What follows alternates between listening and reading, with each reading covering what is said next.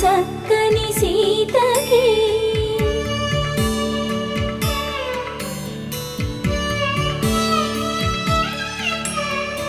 ఎర్ర జాబిలి చేయి రాముడేడని అడుగుతుంటే చూడలేదని పెదవి చెప్పే చెప్పలేమని కనులు చెప్పే నల్ల పూసైన